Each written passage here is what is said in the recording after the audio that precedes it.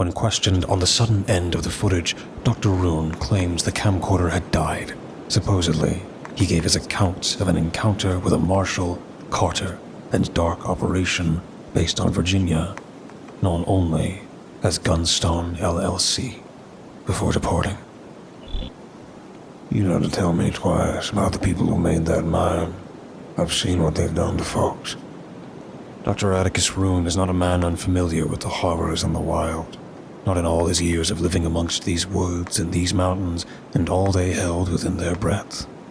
And thus, he is not unfamiliar with what's set before him.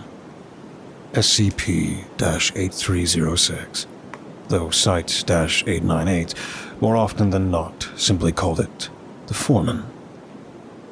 The ragged, coal-dust-covered form of something that looked like the mind's eye version of an old mine worker, like the type of knot person you'd catch in the corner of your eye in a dream, with empty holes for eyes and a gaping maw. The being sat perched on a boulder by the side of the brooks, bent forward with a dusty hand branched on one knee, like the way an old man leans in to listen. The foreman had barely any expressions to read, but Rune could interpret intrigue in the way that he spoke. Sounds like you've got a story, son. A voice like mud over cobblestone. Rune squeezed his eyes shut, his inhale and exhale fogging in the February air. 'Cause I do too.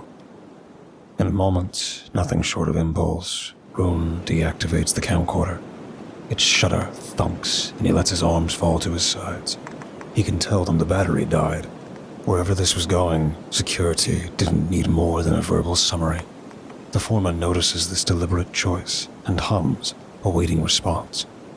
With a sigh, one is supplied. On this mountain? With roaches like that? I bet you got plenty. Rune scoffs tiredly.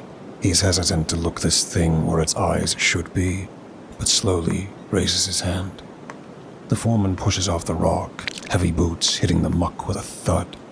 He approaches Rune, a raspy hum rising in his throat. Why don't you tell me yours? The entity walks a few steps past the doctor before turning to look over his shoulder. We can walk and talk. It's a crisp morn after all.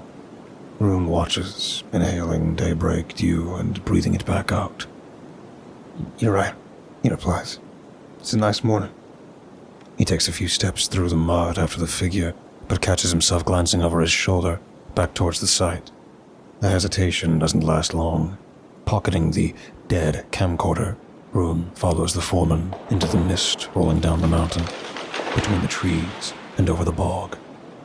Do you know anything about those things those barons do outside these parts?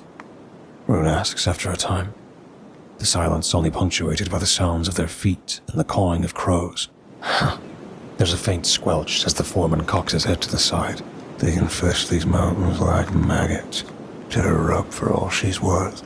Though, I've only seen what they've done to this place. The entity raises a mud-coated hand to gesture back towards the Dutch mountain, back towards the mine. The foreman trudges through the ankle-deep mud as he walks, the confiner-lined and moss-filled swamp. He seems to ignore the bog bridges that the site has constructed for their own ease of travel. Rune disregards them too, for now, waiting to remain in step with the being beside him. It's polite. Won't surprise you to hear they do it up and down the coast, and they're pulling the same as what I read about this place. Rune murmurs. Break your back and kill your lungs, all for what might as well apply to monopoly money. He scoffs and shakes his head. He can taste coal dust on his tongue. It's a bitter familiarity. Point is, they leave a lot of desperate folks in their wake. Desperate people that are willing to do just about anything for money. A gurgling sound rings out, torn between a phlegm-filled cough and a bitter laugh that melts into the squelching of the foreman's boots in the muck. It don't surprise me none that there's more to them blinked bastards than Summit Anthracite. The little rat that used to rule these parts always spoke of his bosses. The entity shakes his head before turning to peer at Rune again with empty eyes. I reckon you're from these mountains, by the way you talk. That right, son? Yeah, just about as local as someone can get from stolen land. Rune chuckles tiredly and continues to avoid eye contact. They're a whole organization. The ones you and I have been dealing with are a small part of it. The foreman tilts his head, continuing to gaze at Rune as they trek deeper into the swamp. He rushes a hand against a moss-covered boulder as he passes, streaking coal mud across it. Thieves and fools the lot, he huffs. May the mountains be unkind. The coal-bed swamp is quiet, aside from the two. No bird song, no rustling. Rune is familiar with the yellow birds that are typically in abundance, but this morning, they're absent. It's not natural for the forest to be so quiet. Rune knows this much, and it rings louder in his ears than any noise could. All of a sudden, he's hyper-aware of his surroundings, scanning the landscape and itching for sound. Usually they are. You can tell when the folks they've got had no idea what they're doing. Makes it real easy to spot them. But then it's worse when they turn around and use the locals to get what they want. That's what they did by me. The conifers blot out most of the morning light. There's still fog curling around branches and mossy rocks. The only sounds are from the foreman, low and wet, wheezing accompanied by footsteps in the brush. The entity lets out a long and low groan. That's so. The intrigue is back in his voice.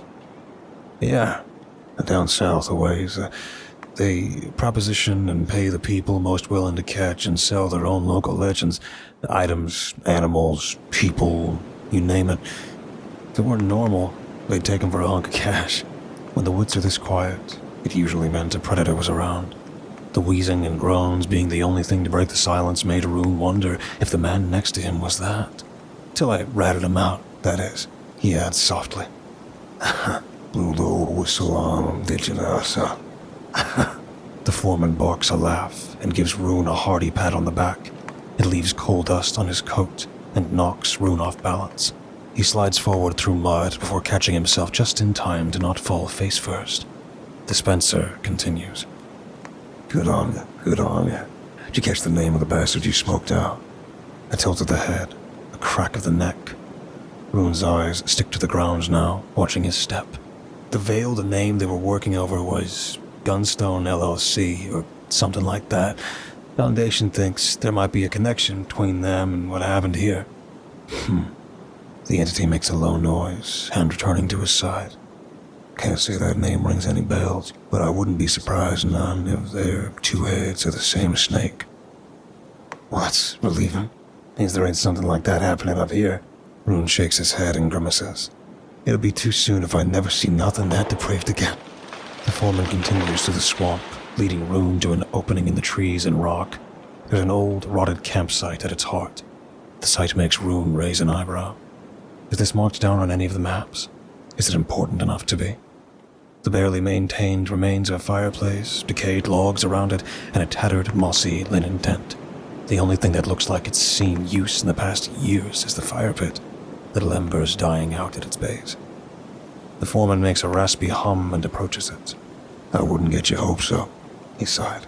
They were sending what they robbed from here up north, across state lines. Maybe to the cities, maybe somewhere else. Out of my reach regardless.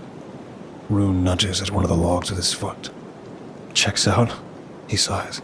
There weren't no consistency to where Gunstone sent things, but sure as hell wasn't anywhere close. There's a bit of silence before Rune sits himself down. I'm guessing you like to stay local, then, if you don't mind me asking, anyway. The low, gurgling sound seemed one of contemplation. I could go walking down past the Mason-Dixon line if I so pleased, but I prefer to stick round these parts. The foreman pokes himself into the old tent, removes a box of matchsticks from somewhere Rune can't see in the low light. He sits in the dark as he strikes it, and uses it to reignite the embers. The small fire starts to grow. Besides, there's work to be done. Rune's surprised that the fire strokes to life, considering how rotted and damp this all is. His eyes settle on the flame. Work to be done, he echoes, then hops. Right, MC and D. Yeah, they'll be back for this place. If not for mine, then everything that's been hauled up here. The foreman laughs. The Foundation might have declared war in their eyes when they took this place. Blue Bloods never like to be undermined. The entity then leans forward. Will you fight if they come? Sounds like you have been already. The foreman cocks his head to the side. Rune nods without a second of hesitation. Of course. Been on their asses for years now. Not gonna stop the second they roll up, he retorts, angrily. You still haven't told me your own story. The entity points out, waving a mud-encrusted hand at the man. Rune's mouth pencils shut. He sits back, feeling exasperation seep into his bones. Heavy air. He's too tired to keep nodding the question off. What I'd give for a drink right now. He sighs to himself before rubbing his face and adjusting his glasses in the process, looking back up to the curious thing before him. Stop me if you heard this one before. He jokes tiredly, raising one hand and letting it flop back down. My pa was an Irish immigrant. My ma was native. Neither were rich, but my pa worked in the mine, so they kept us afloat. Whatever the hell a float is in a mining town. He scoffed. Till he got a leg injury in an accident. That is, it destroyed him, got him unemployed, and us kicked out of home. The painkillers they gave him for the injury fucked him in the head, pipelined him to the worst shit. The foreman wheezes in a breath. Rune wrings his hands around one another. This is how I know Gunstone works. He was desperate for money, and they had it in droves if he could give him any anomalous thing he could get his hands on. So, he did. As Rune speaks, the entity across from him crosses his legs and leans forward a little, simply making a quiet awe in response. Rune bites the inside of his cheek, trying to choose words carefully. Started out small.